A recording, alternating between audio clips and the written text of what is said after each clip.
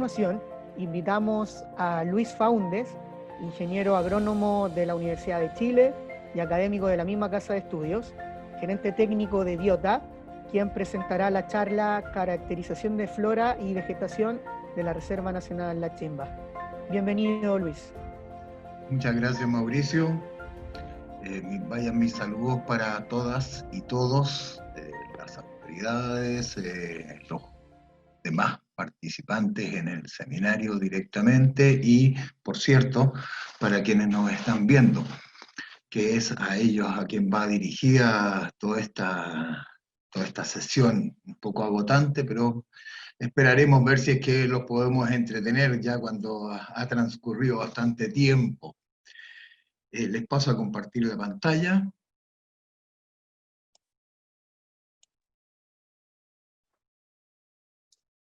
No la pude compartir. Ahí estamos viendo tu pantalla. Ah, ¿están viendo mi pantalla? Ya, la agrando entonces. Sí. Bueno, yo les voy a hablar respecto a la flora y vegetación en la Reserva Nacional La Chimba, a propósito de que el proyecto nos invitó a participar en esta iniciativa, gracias a Mauricio, que fue el que logró reunirnos a todos nosotros y en particular a mi equipo de trabajo, y aceptamos de inmediato. Les tengo que contar que si bien he recorrido mucho este tipo de formaciones en el desierto chileno, me he recorrido prácticamente todos los oasis de niebla, había uno que no lo había visitado nunca, y es justamente la Reserva Nacional La Chimba, y que ahora puedo decir que es uno de los que mejor conozco, gracias justamente a esta invitación a este interesante proyecto, que esperamos que dé todos los resultados que se esperan de él. La Chimba, Reserva Nacional La Chimba, desierto costero, uno de los desiertos más áridos del planeta. ¿Dónde está la vegetación acá? Si uno hace una vista en general, simplemente va a ver cerros, piedras gastadas, mucho café, falta un poco el verde. Hay que ubicarlo, el verde se encuentra en ciertas porciones particulares. Este ecosistema funciona con pulsos, ¿ya? Estos pulsos están determinados en gran medida por la presencia de lluvias ocasionales. En esta zona llueve, si bien poco, pero cada cierto número de años, lo presentó Mauricio al principio, en donde aparecían las lluvias, que eran mucho más frecuentes entre la década del 20 y el 30 en el siglo pasado, y que habían ido disminuyendo, igual se lograba apreciar que hay precipitaciones, que son con las cuales estas especies se establecen.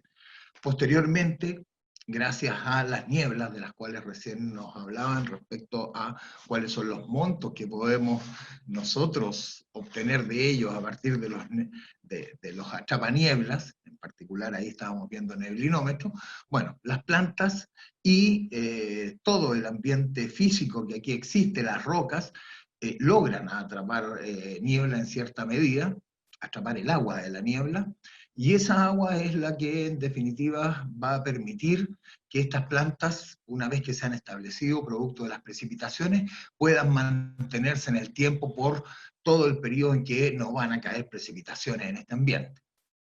Nosotros tuvimos la suerte de que el año pasado, el 2019, cayeron unas leves lloviznas que algo aportaron, y que nos permitió, en cierto modo, el poder encontrar mucho más flora que lo que habitualmente se encuentra, ¿no? Esta área permanece en receso durante mucho tiempo y las plantas van perdiendo verdor paulatina y gradualmente. Nosotros las encontramos, algunas de ellas, en bastante buen estado. Hubiese deseado que hubiese sido como en el 2015, cuando hubo precipitaciones a fines del verano, que hizo que alrededor de agosto esto explotara y tuviéramos un proceso de desierto florido. Pero bueno, las situaciones están dadas, los periodos son los que, con los que uno cuenta, así que hay que ir y hacerlo nomás. Entonces, planificamos el trabajo, nos solicitaron hacer un levantamiento de la vegetación. no es lo mismo que flora. Vegetación es la estructura que adopta la flora sobre el territorio, es decir, cómo se conforman, el aspecto, la arquitectura que adoptan los vegetales de acuerdo a las condiciones ambientales. Entonces aquí hay un mapa del área de la reserva en donde se muestran los principales accidentes geográficos y cómo nosotros abordamos este trabajo para poderla recorrer lo mejor posible y lo más intensamente posible. Entonces, tuvimos una visita al área de las cumbres sur, que son cumbres bastante áridas, accedimos en camioneta, eh, porque acá este es un área bastante inaccesible, entonces existen caminos a piques de mina en que los pudimos utilizar. También pudimos acceder a la parte alta de la quebrada Guanaco, en donde hicimos un recorrido pedestre a pie, descendimos toda la quebrada Guanaco y hicimos un acceso a la quebrada Los Jotes, que es una quebrada lateral que es bastante visitada. De hecho, ahí hay infraestructura humana en base a pircas, había una especie de ruco, de seguramente habitantes bastante antiguos en el área.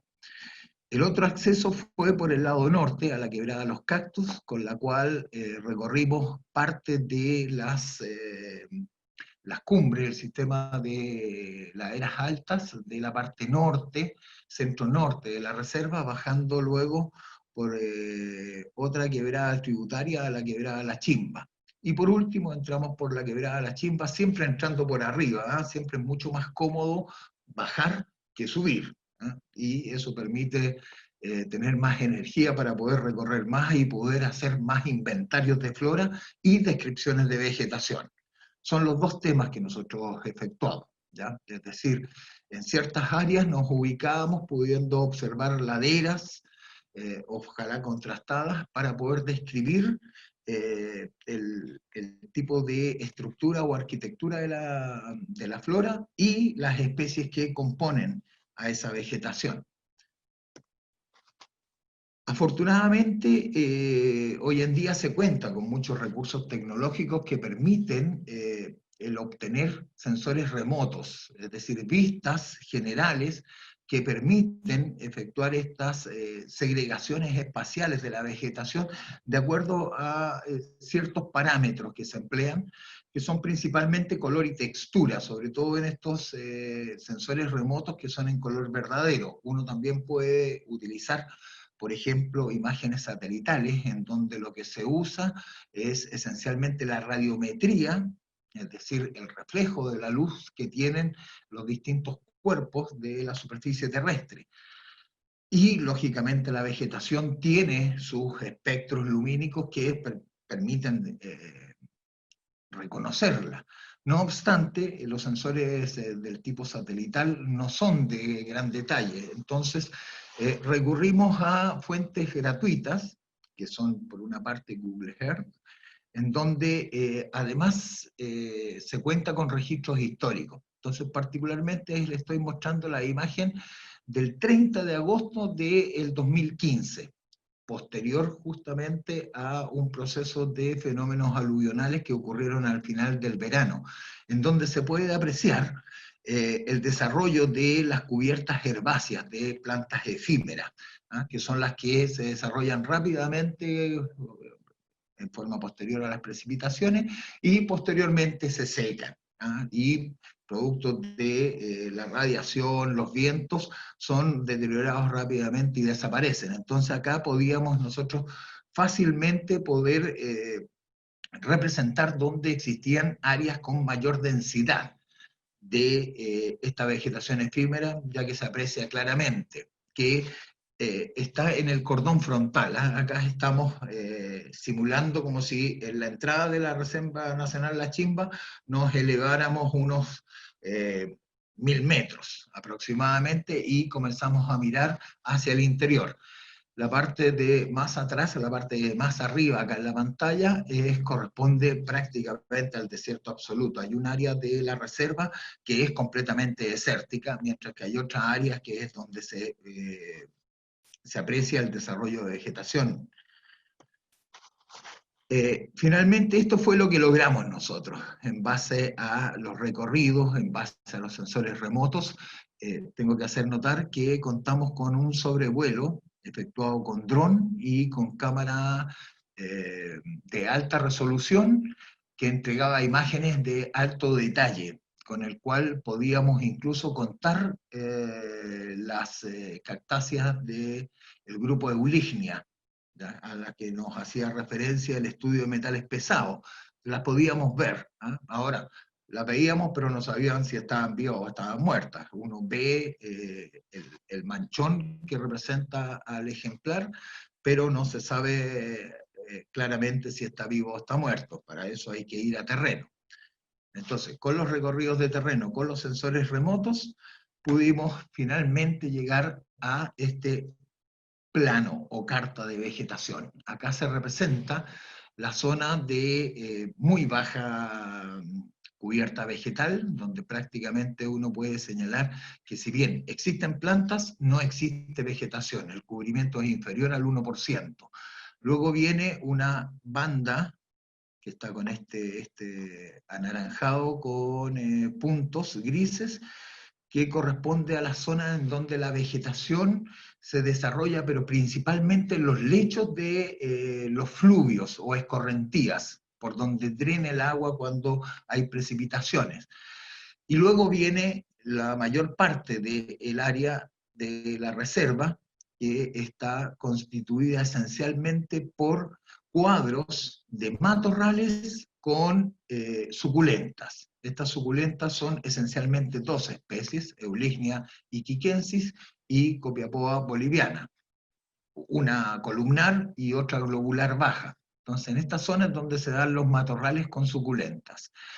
En las áreas que están directamente relacionadas principalmente a la quebrada de la Chimba, las laderas de la quebrada de la Chimba, el desarrollo de cactáceas es bastante bajo.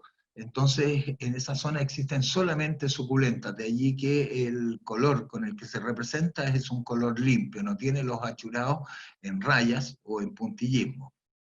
Y las áreas que se representan en amarillo corresponden a áreas en donde existe desarrollo solamente de hierbas, una pradera efímera o herbazales también se conocen, que se desarrollan principalmente, como les mencionaba en algún momento, cuando ocurren precipitaciones, o sea, en forma posterior a las precipitaciones hay establecimientos de vegetación en ellas. Nosotros logramos en la visita a terreno reconocer restos y fragmentos secos, entonces sabemos que ahí se desarrolla la pradera efímera. Por ejemplo, este polígono que está marcado con el número 4 corresponde a una zona en donde probablemente también existe este desarrollo, pero es con otras especies que no dejan restos. No hay rastrojos, cadáveres, plantas secas, que le permitan a uno establecer cuáles eran los grados de abundancia que tienen esas especies. Por ende, no se puede inferir cuál es el grado de cubrimiento de la superficie o la proporción del terreno que está cubierto con plantas. En todos los demás lugares sí se pudo.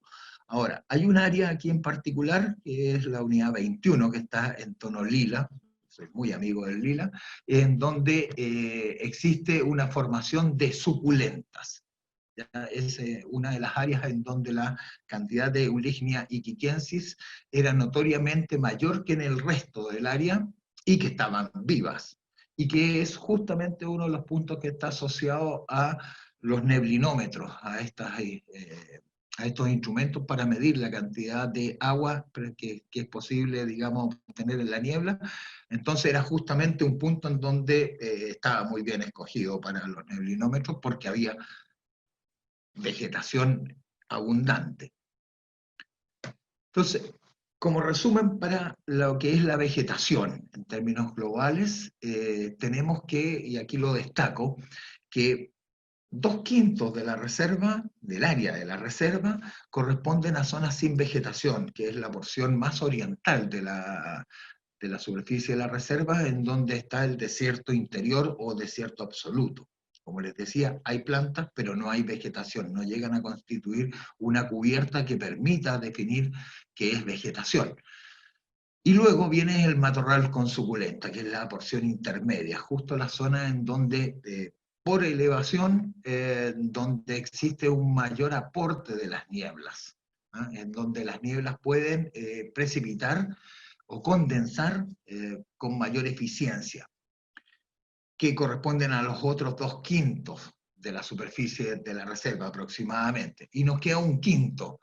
Ese otro quinto está integrado por lo que ya les mencionaba, estas praderas efímeras que corresponden a desiertos floridos exclusivamente, no hay matorrales.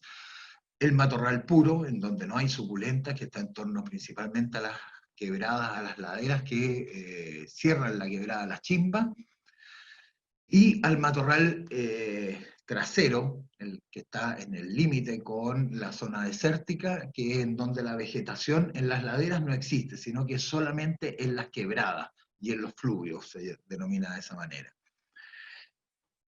Y existe una zona denudada, que era un solo polígono, el que les decía que probablemente tiene pradera efímera, pero que nosotros no pudimos verificarla, dada la temporalidad en la que hicimos la evaluación.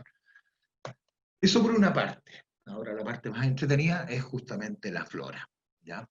La flora de la Reserva Nacional La Chimba, hoy en día, a la fecha, está integrada por 91 especies silvestres, más 2 especies que estaban plantadas. Mauricio les mencionó en algún momento que dentro de la recuperación de La Chimba se eliminó una infraestructura, era una habitación que existía ahí, que se tuvo que eliminar con maquinaria pesada.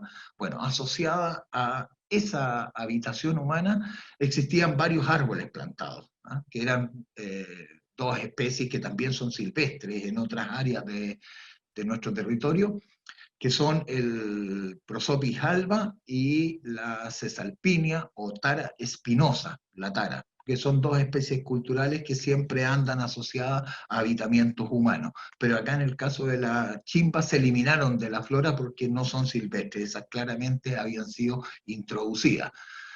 Aun cuando sean especies autóctonas, estaban introducidas en el área.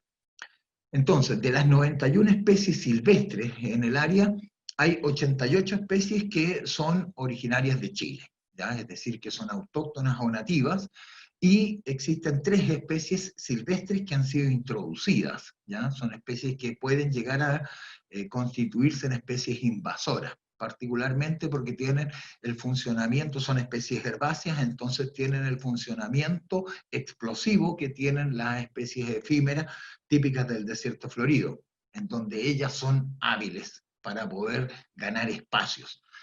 Entonces, en algún momento hemos sugerido que esas 3 especies sean parte de los planes de recuperación, eliminándolas. Hay 2 que están bastante concentradas en la quebrada Las Chimbas, mientras que hay una que está bastante ya difundida en toda la reserva y va a ser bastante más difícil su eliminación. Está ganando espacio. Bueno, y de las 88 especies originarias, 55 son endémicas de Chile. O sea, buena parte de la flora de la Reserva Nacional La Chimba es propia y característica del territorio nacional. Se encuentran solamente en Chile, ¿no? Muchas de ellas exclusivamente en el desierto, en la región del desierto, pero hay algunas que son compartidas, sobre todo con el desierto andino, que es bastante parecido al desierto costero en cierto modo, ¿ya? Y 33 especies originarias que no son endémicas, es decir, que se comparten con los países vecinos, principalmente Perú, que es el que tiene ecosistemas similares a los ecosistemas de la reserva. Ahora, de esas 88 especies, dentro de la reserva hay 15 especies que son las que dominan la vegetación, son las especies que uno, si va a visitar la reserva, las va a encontrar sí o sí, en cualquier momento. Puede que las encuentre como palos secos, ¿ya? Pero van a estar ahí, probablemente van a estar resistiendo, esperando que les caiga una precipitación para volver a rebrotar y rápidamente regenerar su biomasa. Son esas especies que están ahí listadas que paso a mostrárselas para que no sea esto tan árido y les voy a ir conversando un poco respecto a ellas.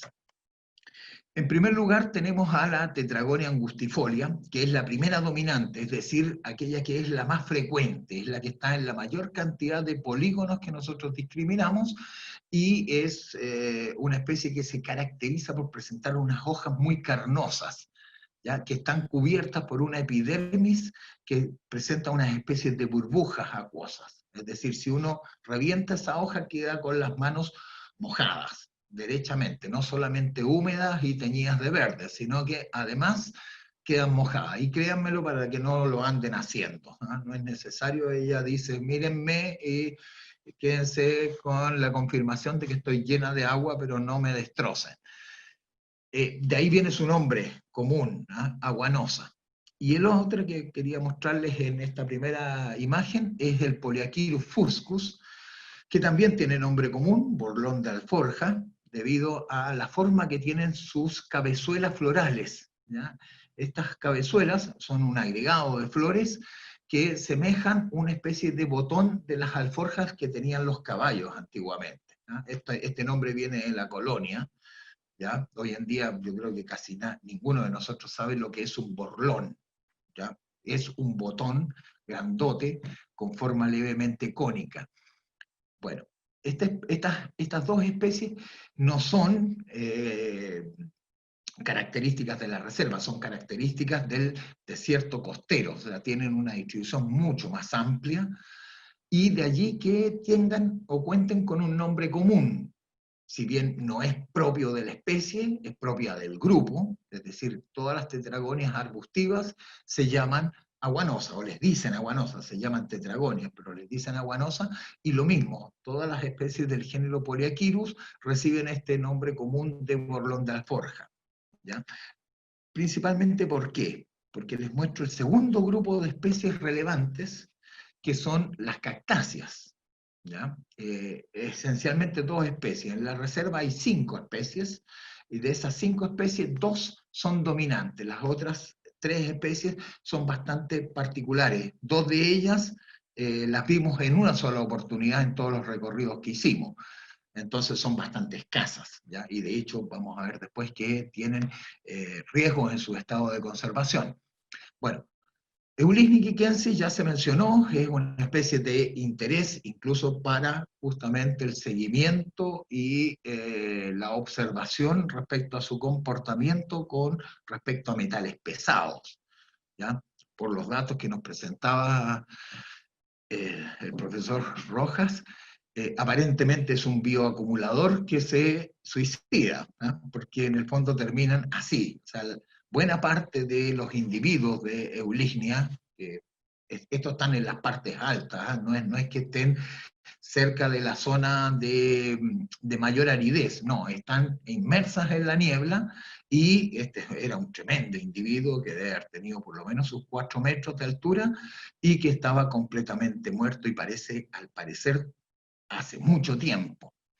Acá hay uno por suerte vivo y de todas maneras, yo siempre creo que la naturaleza tiene una fuerza que es imparable, ¿ya? Va incluso más allá de nuestras capacidades de destrozarla. Aquí tienen la vista de una joven planta de Eulisnia quiquensis, ¿ya? Hay regeneración, es decir, que la población tiene alguna dinámica. Lógicamente, todas las poblaciones, dentro de la dinámica de poblaciones, está la mortalidad por una parte, pero también está la natalidad. Si hay solamente mortalidad, significa que esa población va declinando sí o sí, mientras que en este otro caso existe natalidad. Ahora, las plantas nuevas de cactáceas generalmente utilizan nodrizaje, y ese nodrizaje en el desierto costero está referido esencialmente a grietas en roca, son las rocas las que hacen de nodriza, entonces son muy difíciles de observar, ¿ya? Salvo ya cuando se manifiestan claramente.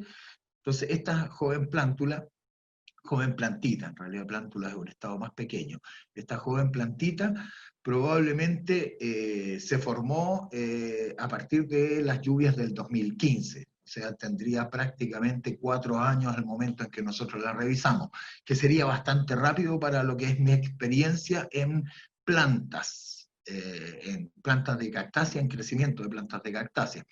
Pero probablemente ella se encuentra en un muy buen sitio y podría ser una regeneración a partir de esas lluvias del 2015.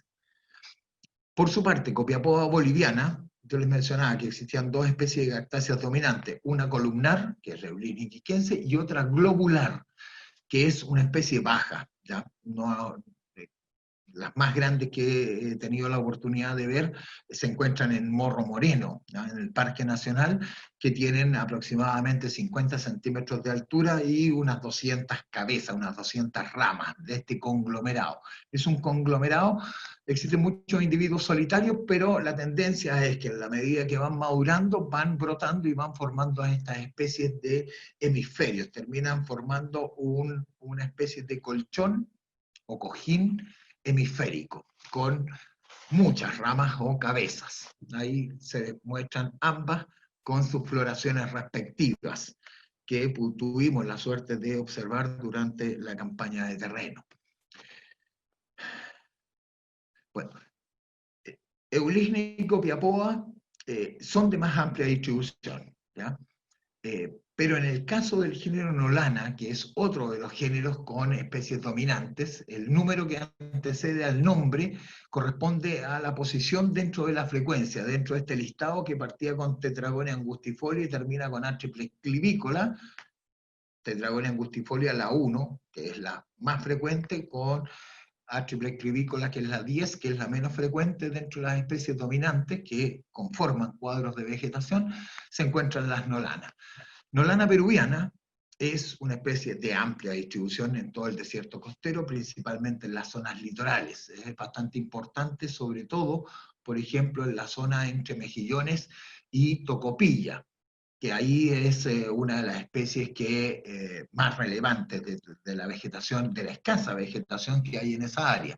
Bueno, pero ella continúa más al sur, llegando hasta la región de Atacama, la parte norte de la región de Atacama. Entonces es bastante frecuente y bastante abundante.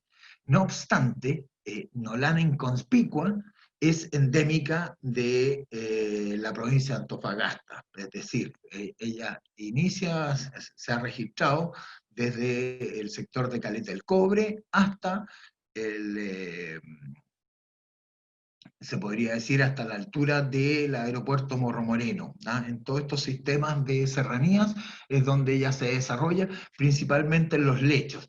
Y a diferencia de Nolana peruviana, que es un arbusto globoso, ¿ya? Bastante notorio, ella vive principalmente en los lechos de las quebradas y forma una especie de cubresuelo, ¿ya? Una especie de alfombra o tapiz, la cual uno puede levantar completamente y está unida en un solo punto, que es donde tienen sus raíces. Tiene una floración muy atractiva, con flores bastante grandes, a diferencia de Nolana peruviana, que tiene flores muy pequeñas y que son muy poco notorias. Nolana difusa es también otro endemismo de la provincia de Antofagasta, aun cuando pasa un poquitito a la provincia de Taltal, en el oasis de Miguel Díaz, es posible encontrarla, es sus límites sur, o sea, pasaría un poquitito a la provincia de Taltal, y entra un poquitito en la comuna de Mejillones, no recuerdo en este momento, me parece que Mejillones forma parte de la provincia de Antofagasta, no lo recuerdo, discúlpenme, ahí se me fue la distribución administrativa del país. Pero es bastante escasa en términos globales. Sin embargo, en la reserva se hace dominante, es decir, que sería una especie característica de la vegetación de la Reserva Nacional La Chimba, ¿ya? Dado que es donde existen mayores concentraciones de ella.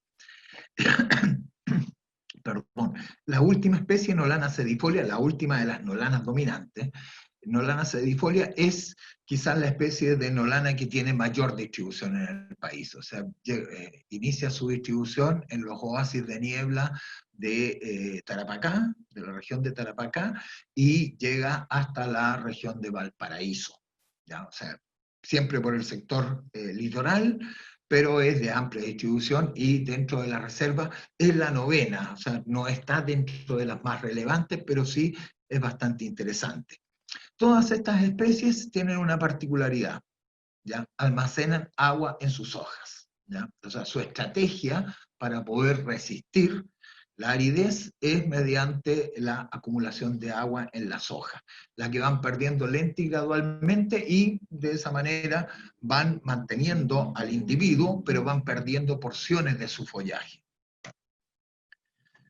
Las otras dos especies dominantes en el área tampoco tienen nombre común conocido, aun cuando uno les podría aplicar el nombre común de los grupos taxonómicos a los cuales pertenecen.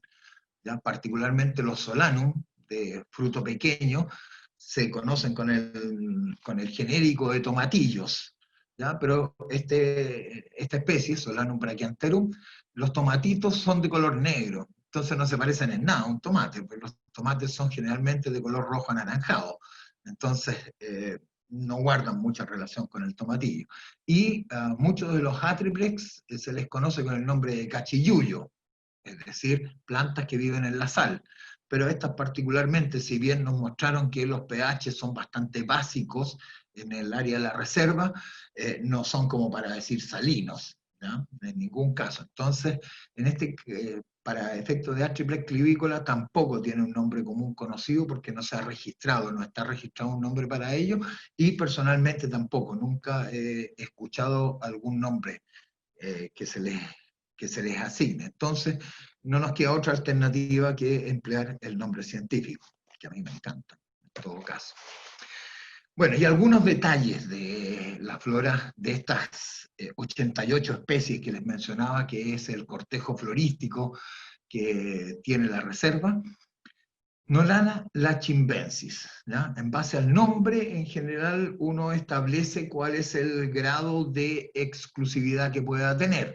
Ahora, se debe esencialmente a que la primera persona que la describe, la persona que cita esta especie como una especie nueva y le asigna su nombre, lo hace en función de que, por ejemplo, la encontró en la chimba, ¿ya? Sin saber si se va a encontrar en otro lugar o no. Bueno, hasta la fecha Nolana lachimbensis no ha sido registrada en otra parte que no sea la Reserva Nacional La Chimba. ¿Ya? Existen unos individuos bastante parecidos, pero no son iguales en el Parque Nacional Morro Moreno. Entonces no se puede establecer que esté en Morro Moreno. Quizás hay que rastrear mejor Morro Moreno, o los cerros que están al sur de Antofagasta, que allí podría estar, o sea, es altamente probable que exista, pero como no se han hecho rastreos en esa área, por el momento solamente se puede señalar que está en la Chimba, y de ahí su nombre, en gran medida. Ahora, la registramos en varias partes dentro de la reserva, no es un solo lugar, o sea, es bastante frecuente, pero siempre son pocos individuos, por ende no entró dentro de las especies dominantes. Esa es Nolana lachimbensis, una exclusividad hasta la fecha de la reserva. Otras especies que, si bien no son exclusivas de la reserva, pero sí tienen un interés especial, dado que a la fecha están clasificadas con problemas de conservación. ¿Ya? O sea, tienen categorías de amenazas dentro de las clasificaciones. Cuando se clasifican las especies en su estado de conservación, hay clasificaciones que no tienen amenazas en su estado de conservación, ¿ya? Que es la categoría preocupación menor, por ejemplo, y luego viene la categoría de casi amenazada, es decir, todavía no está amenazada. Luego vienen las categorías de amenazas como tal, que son la vulnerable, la en peligro y en peligro crítico, ¿ya? Las extintas ni hablar, ¿no? Porque esas ya se supone que nos abandonaron en este viaje. Entonces, para efectos de la reserva, 3 especies de las que están clasificadas con amenaza, y que, les cuento, la primera de ellas, Atriplex taltalensis, no la pudimos encontrar, ¿no? No fue posible hallarla. No obstante, existe un registro en un herbario internacional. Hay un herbario internacional, una colección de un fragmento de la planta que nos permite establecer que está presente en la reserva, ¿no? Una cosa es que nosotros no la hayamos encontrado, pero alguien sí alguna vez la encontró y la dejó registrada con un medio verificable, ¿no? Que eso es muy importante, el poder verificar mediante, por ejemplo, un fragmento o una publicación científica. Esa podría ser la otra forma de establecer su presencia cierta dentro del área. La otra especie interesante es Eriopsis rodentiophila, otra cactácea que es una cactácea globular de bastante tamaño, pues, uno de sus nombres comunes genéricos, es más bien para las otras especies de Eriopsis, que son muy similares en forma, es el de Sandillón, también les llaman asiento de la suegra, pero a mí no me gusta ese nombre porque creo que es un maltrato hacia la suegra que es innecesario. Sandillón sí parece porque es como una sandía grande, una sandía difícil de comerse, pero tiene ese símil. Lo encontramos en una sola posición, ¿ya? Pero es una planta distinta a la que está. Aquí hay un poquitito de trampa. ¿Eh? La imagen de la izquierda es una imagen que tomó Mauricio, que es distinta a la planta que vimos nosotros en la cabecera de la quebrada Guanaco. Y que yo puedo saber algo de plantas, pero de tomar fotos soy pésimo. Entonces la foto me quedó muy mala y por eso no la puse, me dio vergüenza propia, no ajena, sino que propia. Y Mauricio tenía una foto muy buena, así que usé esa foto. Entonces, por lo menos tenemos registrados 2 individuos distintos dentro de la reserva. 2 individuos, es decir, que es bastante rara. Y la foto que está a la derecha, que es de un individuo adulto, que ya ha florecido, es un individuo ya en estado reproductivo, es una trampa porque es del área de Paposo. ¿Ya? Esa foto la tomé yo, pero da una idea de cómo puede llegar a ser uno de estos individuos que la foto que está a la izquierda es un juvenil, ese todavía no florece.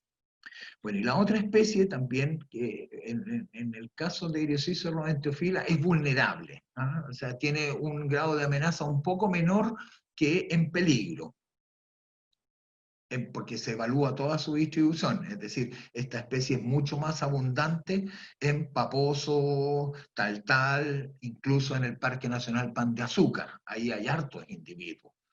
Se pueden contar en todo caso, o sea, son hartos, pero no son muchos.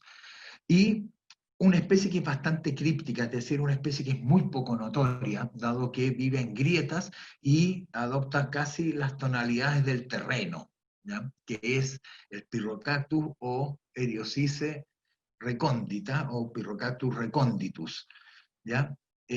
Cuyo genérico es quisquito, ¿no? Dado que es un quisco chico. ¿Ya? En general, las personas que no se dedican a la botánica, las personas comunes, piensan que son todos iguales. ¿Ya?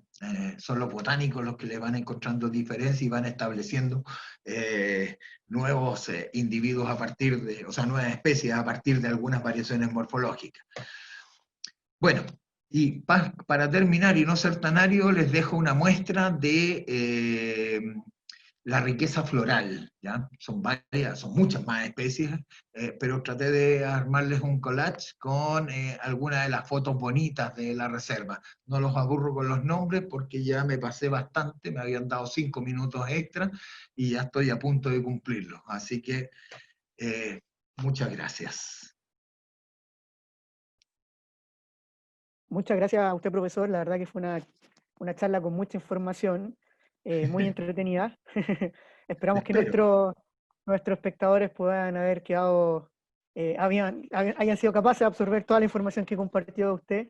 Y tenemos una pregunta, primero un Sí. comentario de Paula Medina, que dice, profesor, un honor escucharlo, y pregunta, ¿se puede hacer repoblamiento de especies o es mejor la conservación de hábitat para recuperarlas o incrementar la vegetación? Bueno, siempre se puede hacer, ¿no? Siempre se puede hacer repoblamientos. Eh, hay que pensar que las reservas son distintas a los parques nacionales. Los parques nacionales es un poco más complejo entrar a hacer estas manipulaciones, ¿ya?